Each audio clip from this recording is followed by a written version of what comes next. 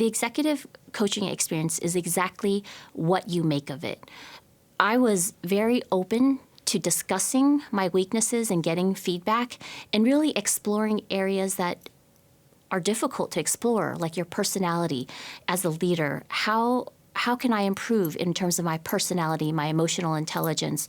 And I kept on pushing for more negative feedback because I felt that this was a neutral person that could be really honest with me and that I could really be honest back with her. And actually, I remember in one of the sessions, she asked me, what are your good qualities as a leader?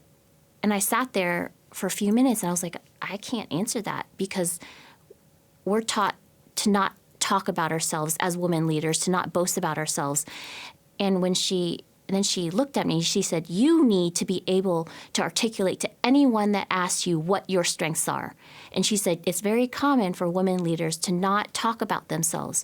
And so I took that to heart, and I was like, over the next few weeks, I thought about what are my strengths? What do I bring to the table that's different from male leaders? And in that self-reflection, I realized, wow, I actually have a lot to offer, and actually a lot of skill sets that my male colleagues don't have. And in that self-reflection and really digging deep and thinking about myself as a leader with this other person that has years of experience of coaching, I grew even more as a leader. Some of my perceived weaknesses that I felt as a woman leader was that I'm too sensitive or too caring about people. And it's easy to look at that and say, oh, you're too emotional, you're trying to do too much for your staff. But when I took a step back after a few months of my leadership style, I had people come up to me and say, Commander Nguyen, we're so thankful to have you here because we know you care.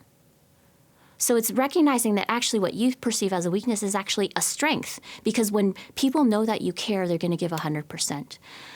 Another weakness that I thought about was that I felt that I don't socialize enough, and I felt that I was too introverted. And so my coach said, well, it's fine that you're introverted, and actually a lot of the best leaders are introverted because they self-reflect.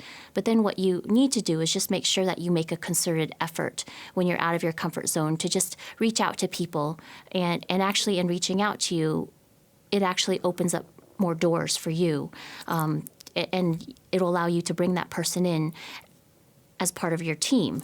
So I think just discussing what you're uncomfortable with a neutral party allows you to helps you realize that actually the things that you're anxious about or worried about are actually unwarranted and unfounded.